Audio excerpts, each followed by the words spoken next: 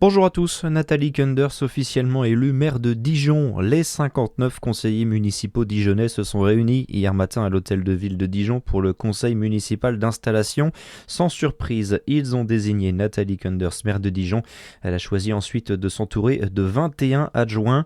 Parmi eux, 2 tiers environ étaient déjà présents au cours du premier mandat. Les mobilisations contre les fermetures de classes se poursuivent en Bourgogne-Franche-Comté. Dans le Jura, hier matin, 200 personnes se sont réunies place des Déportés à Poligny. Des familles, des enfants et des élus locaux étaient présents pour dénoncer la fermeture d'une classe de l'école Jacques Brel dans le cadre de la nouvelle carte scolaire. Une fermeture justifiée selon l'académie par une baisse des effectifs. Pourtant, une classe venait d'ouvrir il y a tout juste 3 ans. L'école sera fermée mardi à cause d'un mouvement de grève des enseignants.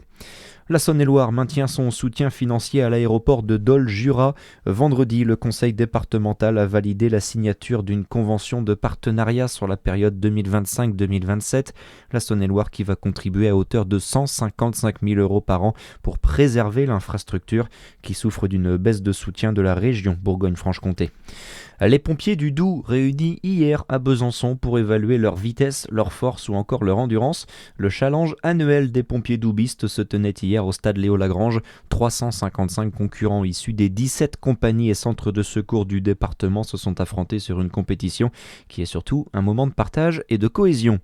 Dans le reste de l'actualité, en France, après l'attentat déjoué devant la Bank of America à Paris, le ministre de l'Intérieur fait le lien avec la guerre au Moyen-Orient.